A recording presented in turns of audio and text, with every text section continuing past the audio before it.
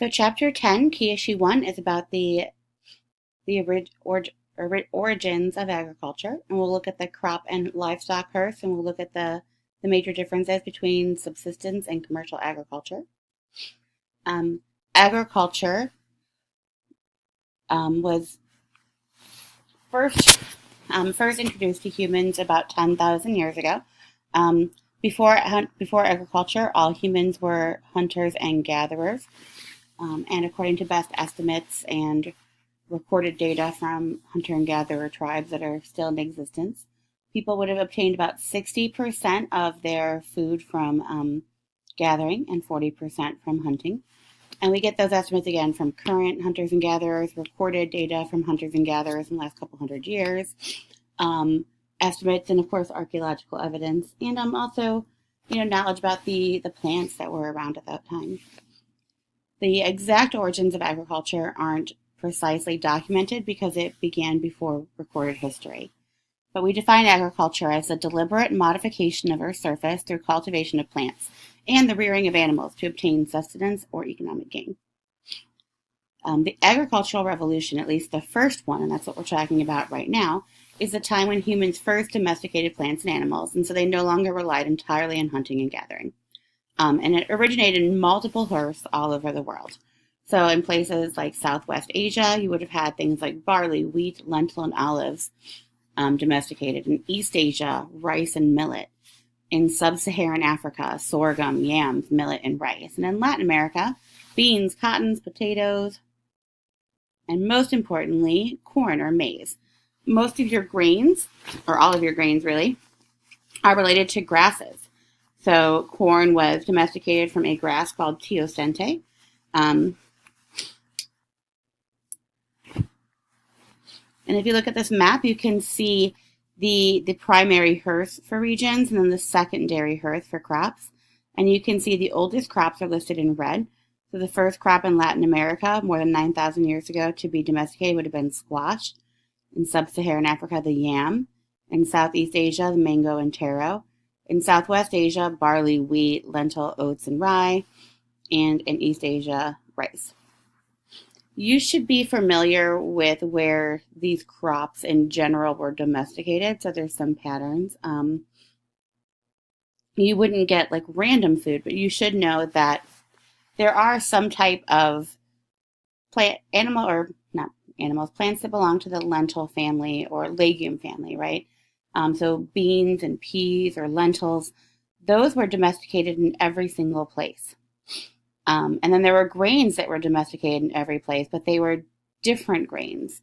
And a lot of those grains are still kind of reflected in the indigenous food for that area.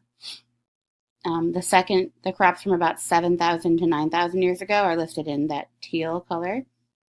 And then 3,000 to 7,000 years ago, they're listed in purple. And you can see the dispersal route. So from Central America, things like squash and corn would have diffused through North America and throughout the rest of South America. You see here through Southwest Asia, again, you would have had things like wheat and oats and lentils dispersing throughout Europe. Sub-Saharan Africa, you would have seen the dispersal to Northern Africa and further south. And East Asia, you would have seen the dispersal throughout East Asia. Because they originated in multiple hearths, you also had animal hearths. So different animals were domesticated in different areas. So in places like Southwest Asia, they had cattle, goats, pigs, sheep, and dogs domesticated. In Central Asia, the first domesticated animal was a horse. And when you're looking at subsistence versus commercial agriculture, know that subsistence agriculture was the type of agriculture that people practiced for the majority of our history of planting crops. Subsistence agriculture is the production of food primarily for consumption by the farmer's family. Today, subsistence agriculture is primarily practiced in developing countries. It doesn't mean that people here, you can't have a farmer that grows most of their own food for themselves. Like we have people who do that here. But as far as like a national practice, subsistence agriculture is found primarily in developing countries. Commercial agriculture is the production of food that's primarily for sale off of the farm. So this is the kind of agriculture you're going to see in developed countries. And what's going to distinguish subsistence from commercial agriculture? In commercial agriculture, you have a lower percentage of farmers because they have mechanization. They have tractors, they have trailers, they have machines that harvest their crops, they have fertilizer systems, irrigation systems, and so they don't need as many people to work the farm. Subsistence agriculture is going to have mostly handheld labor. So maybe you'll have a hand plow or hand tools, or maybe you'll have a horse or an ox drawn plow, but you're still having to physically do the labor yourself. It's more labor intensive for humans. Because of all the mechanization and the fact that you're producing something to sell on the mass market, commercial farms are way larger. So you can see the pattern in this map when you look at the percent of labor force engaged in agriculture.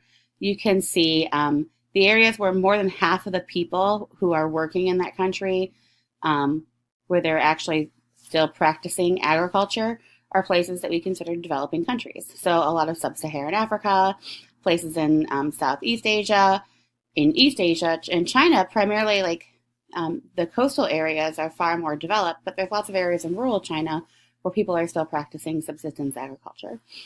And then you can see 20 to 49% in places like India, Pakistan, Northern Africa, and places in South America. And then 5 to 9% places like Mexico. And then below 5% would be most of the US and Europe and Australia, parts of North Africa. Farmland per tractor and hectares. You can see that here,